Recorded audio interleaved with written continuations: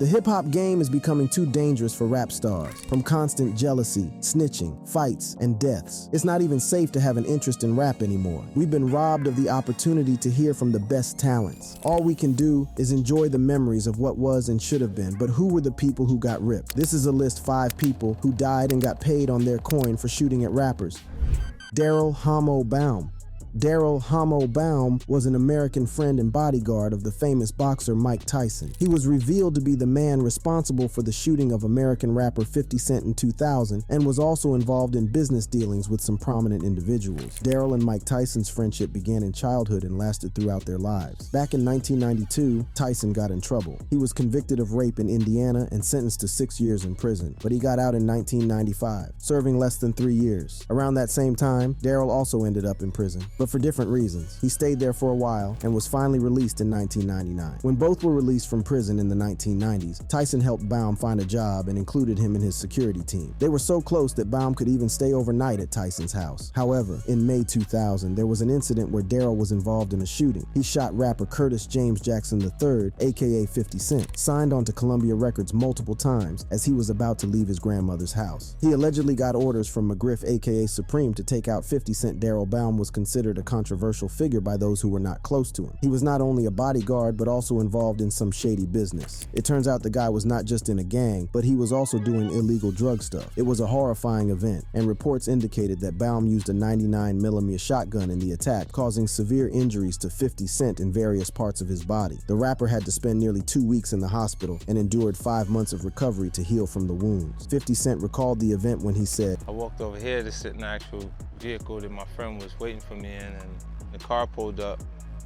On the side of us, a guy got out the passenger seat of that car, came around behind it, and shot through the actual car." Back in the day, the feds thought Kenneth McGriff, aka Supreme, and some folks from Murder Inc. had a dangerous plan to get rid of 50 Cent, even though he survived a shooting. They believed he was the mastermind behind the hit, and the one behind the trigger because of his beef with the rapper for calling out his shady business on his unreleased track. They believed it was payback for his song Ghetto Koran, which talked about the violent drug gang run by Supreme. It was a really intense situation. It turned out that 50 Cent previously had some issues with the crew, and he used to make negative comments about rapper Ja Rule, who was signed to the Murder Inc. label, and that really angered the people from the label. A friend of mine's robbed Ja Rule, and I'm in a club, and I see the I'm like, "Hey, what's up?" You know, chilling.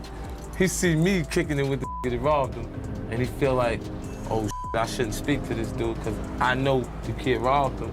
But I know this kid, I grew up with him." Apparently, the beef between them started in 1999 when Ja Rule had a problem with a guy named Troy, who accused him of being involved with his wife. As it turned out, Troy had taken Ja Rule's chain, and that made him really upset, so he reached out to Supreme for some help. Supreme decided to get Ja Rule's chain back from Troy to settle the issue. It didn't take long, and within 15 to 30 minutes, the chain was back where it belonged. But there was this interesting twist. 50 Cent and Troy were hanging out together in a club having a good time, and Ja Rule happened to be in the same club and saw them laughing and joking around. He and the crew later brushed off 50 Cent when he came to greet them. Well, 50 Cent went to Supreme about the issue but was told to leave them alone. During a casual conversation on Lil Wayne's Young Money radio, 50 Cent openly confirmed the identity of the person responsible for attempting to take his life with 9 shots back in the 2000s. You know who? It was Baum, who pulled the trigger in front of 50 Cent's grandmother's home in Queens. After his shooting incident and subsequent departure from Columbia Records, 50 Cent didn't let the setback deter him. He remained determined to make his mark in the music industry. So he continued his musical journey, releasing mixtape albums through the independent G-Unit label. One of these albums, titled Guess Who's Back, became a notable success, featuring some of his biggest mixtape hits, including the controversial track How to Rob. The underground success of his mixtape albums caught the attention of 2 rap giants, Eminem and Dr. Dre. They were so impressed by 50 Cent's talent and potential that they signed him to Interscope distributed Shady Aftermath, a major label deal that would prove to be a game changer for his career. With the backing of Eminem and Dr. Dre, 50 Cent's major label debut, Get Rich or Die Tryin', hit the music scene with a bang. It was released in early 2003 and quickly made its mark in the industry. In the first week alone, the album sold a staggering 872,000 copies, setting a record as the best opening for any album that year. Its popularity soared and sales continued to climb, eventually reaching a remarkable 12 million copies, making it the top-selling album of 2003. Get Rich or Die Tryin' was was undoubtedly a commercial and critical success. Two of its hit singles, In Day Club and 21 Questions, dominated the Billboard Hot 100 chart. In Day Club spent an impressive 9 weeks at #1, while 21 Questions held the top spot for 4 weeks. These songs further solidified 50 Cent's status as a rising star and showcased his undeniable talent and appeal to mainstream audiences. The album's immense success not only catapulted 50 Cent to fame, but also established him as one of the most prominent figures in the hip-hop industry. His unique style, gritty lyrics, and charismatic presence made him a force to be reckoned with in the world of music. On his debut album, The Massacre, 50 Cent didn't hold back in his songs and reportedly dissed various people, including fellow rappers like Nas, Ja Rule, Fat Joe, The Law X, Mobb Deep, and Lil Kim. Even media personalities like Dave Mays and Benzino faced warnings from Eminem in their collaboration with 50 Cent. Not even his former flames were spared, as he took a jab at Vivica Fox in his song Get In My Car after they went public at the 2003 MTV Video Music Awards. He also targeted Baum, who allegedly shot him on the track Hate It or Love It remix. And beyond the rap world, 50 Cent even dissed legendary musicians like Marvin Gaye, Kurt Cobain, Ozzy Osbourne, and Frankie Lyman, stirring controversy with his lyrics. On June 10, 2000, barely 3 weeks after Baum shot 50 Cent, he was shot and killed. At first, it was thought that it was retaliation for 50 Cent's shooting. However, that was not the case. Baum was killed by gang members belonging to the Cash Money brothers, and after further police investigation, it was found that Baum was linked to Ivory Davis, who was a rival gang member. Apparently, Ivory's nephew had killed Myron Hardy, the brother of CMB's leader, Damian Hardy, aka World. Baum was shot in the back of his head and died due to excessive bleeding. His brother T-Rock tried to avenge his death, but he was also shot multiple times in the head by Cash Money Brothers members Thor and Kim Crandall.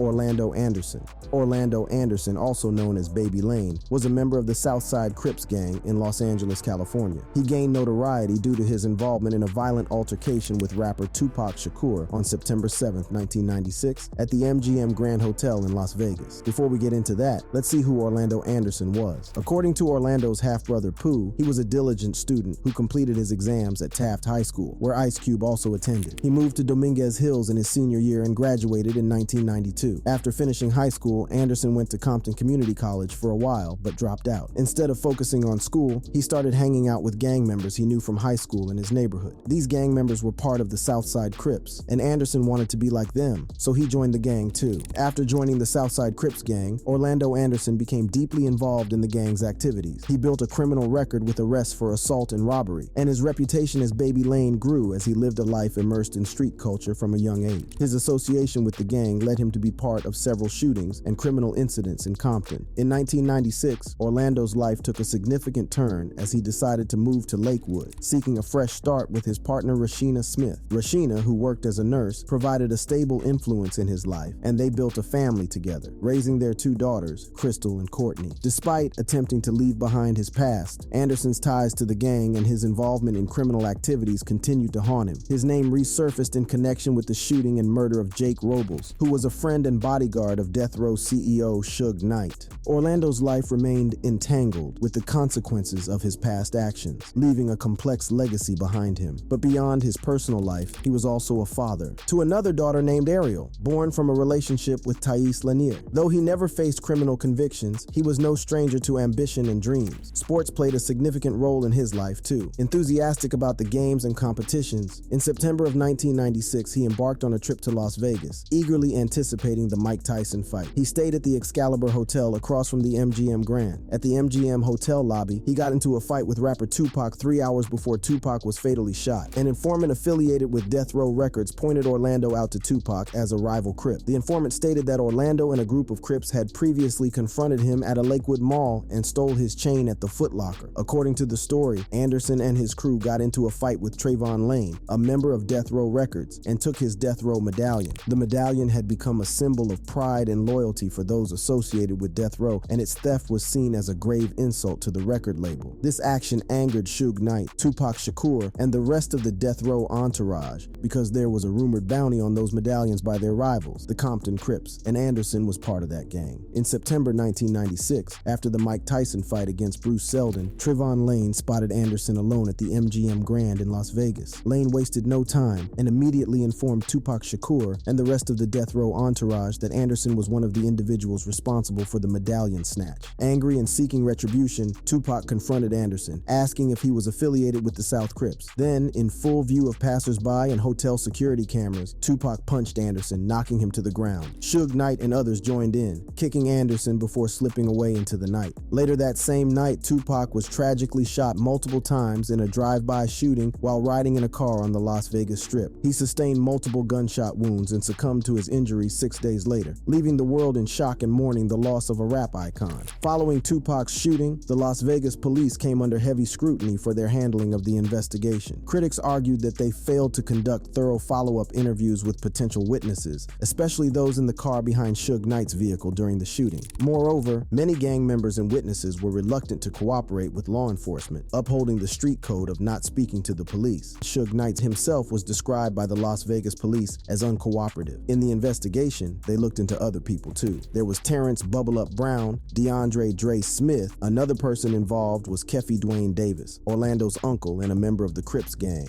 Keffy D confessed to the police that Puff Daddy offered him $1 million to kill Tupac and Suge Knight in 2008. Despite suspicions surrounding Anderson's involvement, the evidence was not strong enough to prove his direct role in Tupac's murder. Let me just ask you point blank, did you kill Tupac Shakur? First of all, it's like I didn't kill Tupac. The investigation took various twists and turns, but Anderson was ultimately dismissed as a suspect after a brief interview. On October 2nd, 1996, Orlando was arrested for the killing of Edward Webb, who was attacked from behind and shot dead at a party. Police hoped to question him about Tupac's murder, but they lacked enough evidence from informants to build a case. He was eventually released by order of the district attorney. Despite being set free, Orlando was still known on the streets as the man who shot Tupac and lived in fear for his life. Although unemployed, he established Success Records headquarters in a Compton garage, built a studio with his brother Pooh, and began recording local talent. According to his business advisor, Greg Cross, Orlando allegedly used money from a previous lawsuit involving Death Row Records to start the label. Then on May 29, 1998, Anderson's grandma, Utah Williams, who was 85 years old, passed away in the hospital after a fall. Orlando's mom, Charlotte, stayed at the hospital with her. So Orlando went out with his friend Michael Reed Doro to grab a burger. They met a guy named Michael Stone and his nephew Jerry at a car wash across the intersection. Orlando and Reed had a heated confrontation with Michael Stone and his nephew over money owed. A gunfight erupted and all four men were fatally shot. Orlando tried to drive himself and Doro to safety, but passed out on the way to the hospital, where he eventually died. Reed, however, was found guilty of the death of Anderson and sentenced to 3 consecutive life terms, including 49 years for Anderson's death. O.D. Perry.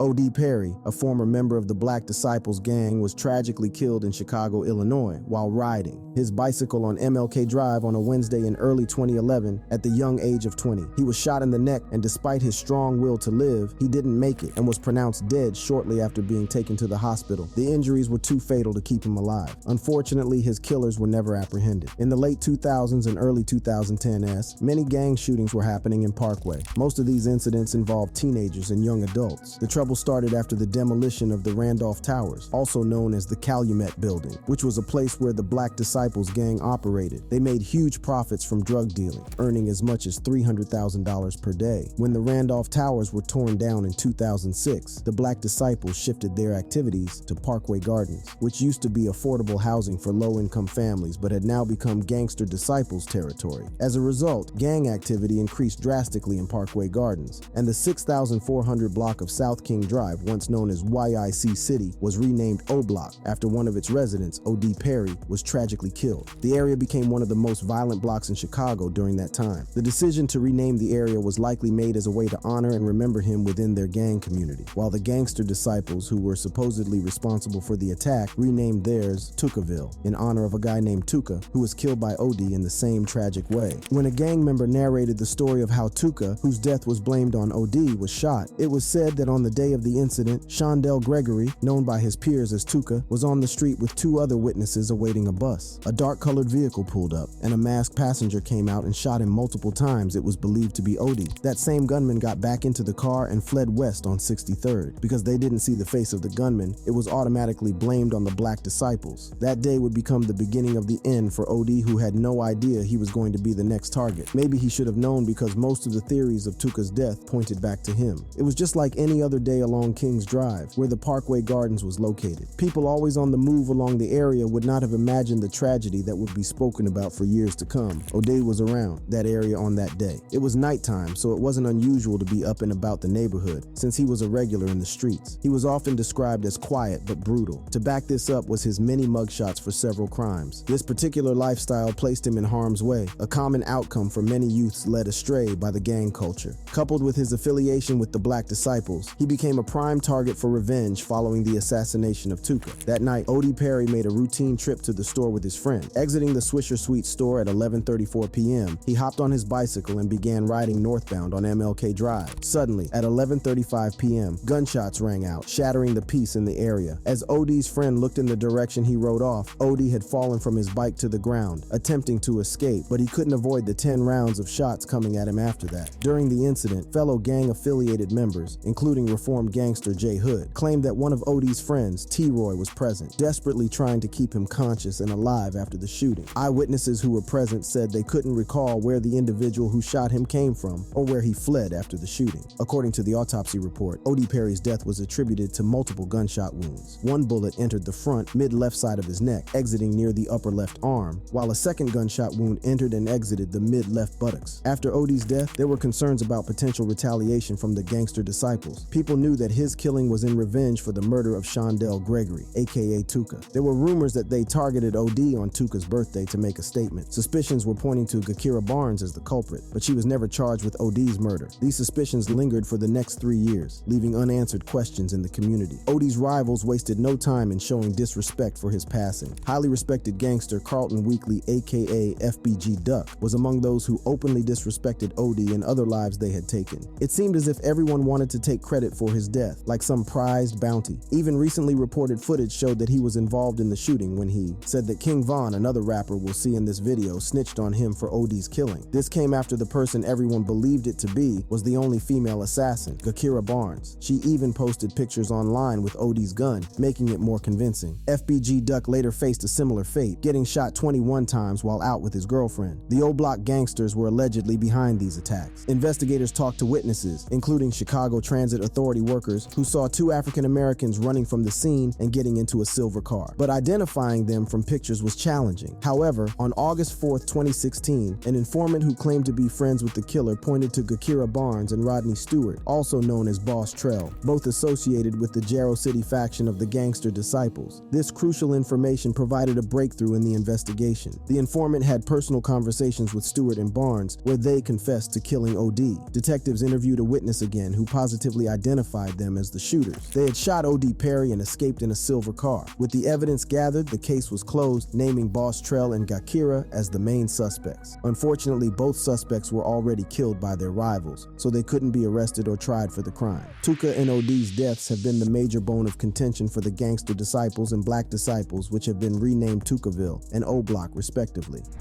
Gakira Barnes. Gakira Barnes, also known as K.I., was a teenage gang member from Chicago who gained notoriety for her involvement in gang activities. She was affiliated with the Gangster Disciples and was alleged to have been responsible for several homicides by the time of her death in 2014 when she was only 17 years old. She was nicknamed Lil Snoop, according to a related scene from an Assassin TV series, because of her active role in gang violence, and she was considered a prominent figure in Chicago's gang scene. There are claims of Gakira Barnes being responsible for more than 20 murders, and specifically the deaths of O.D. Perry and rapper Blood Money. And considering how feared she was over the revenge of the death of her friend, nobody could have disputed her involvement. The murder of O.D. Perry, a member of the Black Disciples gang, is believed to have occurred as an act of retaliation for the death of Shondell Tooka Gregory, a member of her gang. How? Things took a disturbing turn when Tooka's killers mocked him on social media, even editing toilet paper into a picture of him in his casket. This act of disrespect fueled Gakira's grief and transformed it into anger, and that's what led to O.D. Perry being killed, sparking an all-out gang war. Tooka's death really affected her, and she wanted revenge for his death, so she got involved with older gang members from STL like C-Ball and Boss Trell, who taught her about guns and violence. On August 10th, 2011, it was a special day in Tookaville, as they were celebrating Shondell Gregory, aka Tooka's birthday, also known as Tooka Day. And FBG Duck was shooting a music video there. The whole Tookaville family was there. After the video shoot, they were feeling pumped and decided to take revenge. Later that That night, Tuca's killer, Odie Perry, was shot and killed near Parkway Gardens. At 11:34 p.m., after Odie hopped on his bicycle and started riding northbound on MLK Drive, shots rang out, creating chaos in the area. His friend, watching from the store, saw him fall from his bike after getting hit. Despite trying to escape, Odie fell again as more shots were fired. An eyewitness at the scene said that as Odie approached, someone near the bus stop stepped forward and shot him, which caused him to fall again. Still, he got up and the offender continued to chase Odie, shooting him again before fleeing towards 64th Street. In those final moments, Odie's friend T-Roy tried his best to keep him alive, but it was too late. Another person, BJ, got hit multiple times, showing just how tragic and senseless this incident was. People suspected K.I. and her mentor, Boss Trell, of being involved in his death. Some believed that 14-year-old K.I. couldn't be responsible for such a serious crime, but it seems she took Odie Perry's gun after the shooting and posted pictures with it on social media. The gangster disciples renamed their territory Tucaville to honor their fallen members, while the black disciples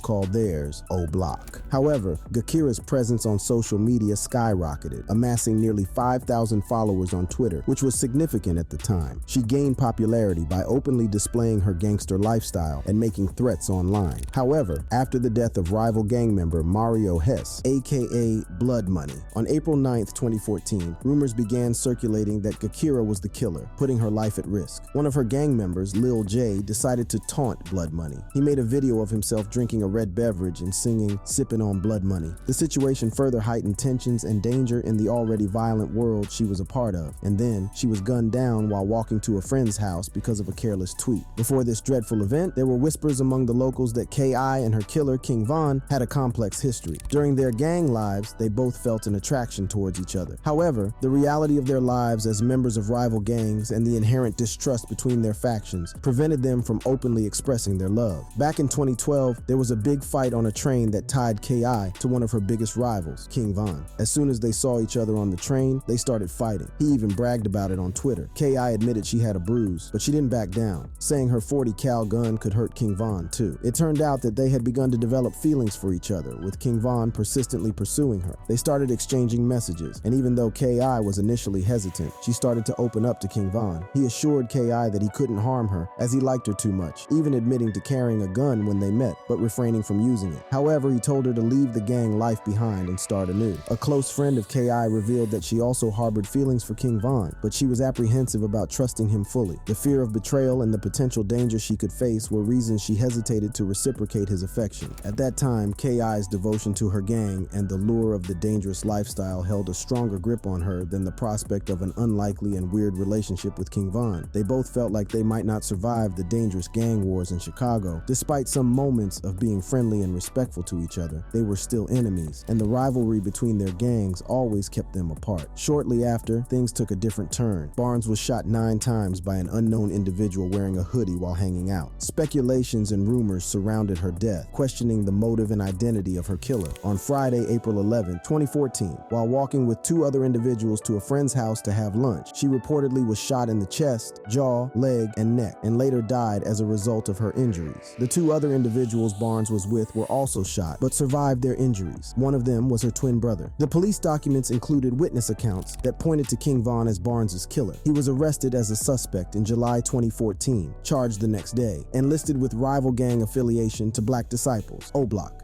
King Von, a name that sprung to the limelight for his hit song Crazy Story, was a popular American rapper born on August 9, 1994, in Chicago, Illinois. King Von, whose real name was Davon Bennett, gained significant recognition and success in the hip-hop industry before the poor choices he made caught up with him. Von's early life was marked by challenging circumstances, having been primarily raised by his mother due to his father's frequent incarcerations. The inconsistent relationship with his father took a tragic turn when, at the age of 11, his father was killed by an unknown assailant. Despite this loss, Von found a way to honor his father's memory through music, paying tribute to him in several of his songs. At just 16 years old, Von's life took a darker path as he faced his first encounter with the criminal justice system. In 2014, he faced serious charges, including 1 count of first-degree murder and 2 counts of attempted murder, linked to a shooting that resulted in 1 person's death and injured 2 others. However, Von was later acquitted of all charges. Following his acquittal, King Von redirected his focus toward his passion for music, collaborating with fellow fellow rapper Lil Durk. As he pursued his musical ambitions, Von also pursued education, attending South Suburban College in South Holland, Illinois. Despite facing adversity, he displayed determination and resilience, earning his GED while in juvenile detention. During this challenging period, King Von's association with the Black Disciples Street gang deepened, further entangling him in the complexities of street life and gang affiliations. He gained notoriety for being associated with several gang-related deaths, leading to him being dubbed the rap serial killer after having attacked individuals like Boss Trell and P5. Boss Trell was shot in the head and immediately taken to the hospital in critical condition. Despite efforts to save him, he tragically succumbed to his injuries and passed away. Another tragic case linked to him was the story of Gakira Barnes. Barnes, at the young age of 17, was deeply involved in Chicago's gang scene. It wasn't long before she became one of the homeboys, doing stuff that a girl of her age wouldn't fancy. Well, she was different, but in a bad way. She found herself immersed in a world of violence and crime, earning respect and fear as a brutal gang member. After the murder of her close friend Tuka, she was set on a path of revenge, determined to take down anyone connected to her friend's death. Barnes was said to be a lethal assassin, seeking retribution against those she perceived as responsible for her friend's fate. Believed to have played a role in Tuka's murder, the cycle of violence seemed never-ending, and her actions only added to the growing body count in the gang-riddled city. However, King Von put an end to her reign of violence when she was shot multiple times, 9 times in the mouth, neck, and chest while walking near her rival gang's neighborhood. Although they were both in a kind of complicated relationship with each other, their gang affiliations made them enemies, and she was shot by Von. Recently, the Chicago Police Department made a significant breakthrough in its investigation and released new information that shed light on the identity of the shooter. According to the Chicago Police Department, King Von was the one that pulled the trigger. The police documents described how an unknown person, described as a male wearing a gray hoodie and blue jeans, approached Barnes and another victim. The assailant opened fire without hesitation and then quickly fled the scene in an unidentified vehicle. However, karma would catch up with him because he was also shot and killed when he was in Atlanta promoting his debut album. He had an album release party at a club called Opium, and everything seemed fine at first. After the party, the plan was for Von and his team to head back to their hotel and call it a night. However, he decided to go to an after-party club instead of going back to the hotel. His friends were confused about why he changed the plan, but they followed him to the new club. When they arrived, Von didn't go inside the club even when his manager tried to persuade him to join the party, but he seemed hesitant. Von's security team had to leave their weapons in the vehicles because guns weren't allowed inside the club. Then one of Von's friends told him that Quando Rondo, another rapper, had arrived at the club with just a driver, meaning he was alone and vulnerable. Upon hearing this, King Von immediately got out of his car and started fighting Quando Rondo. Nobody from either group was prepared for the altercation. During the fight, Timothy Leaks, aka Lil Tim, who was part of Quando Rondo's crew, approached from behind and shot Von multiple times. The situation escalated even further when the police guarding the area got involved and started shooting randomly. The incident was nothing short of chaotic, with people scrambling for cover and trying to find safety. Amidst the confusion, Von's team acted quickly and managed to get him into their vehicle, desperate to save his life. They rushed him to Grady Hospital in Atlanta, hoping that medical intervention could turn the situation around. Unfortunately, despite the best efforts of the medical team, King Von couldn't make it through the surgery. The news of his passing shocked his fans and the entire music community. Losing such a young talent at just 26 years old was a devastating blow. In the aftermath of the tragedy, there was initial confusion and speculation about what had transpired that night. Some reports suggested that the Atlanta police were responsible for shooting King Von, which fueled anger and frustration among his supporters. However, as investigations unfolded, it became apparent that Lil Tim, who was with Quando Rondo at the time, was the one responsible for the fatal shooting. He was taken into custody and faced serious charges, including felony murder, in connection with King Von's death. Hip-hop rap's daily violence makes being a fan feel unsafe. Justice might be slow, but karma's always there. It may take time, but it'll show up on the right day. Click on any of the cards on your screen, and it'll take you to more stories like this.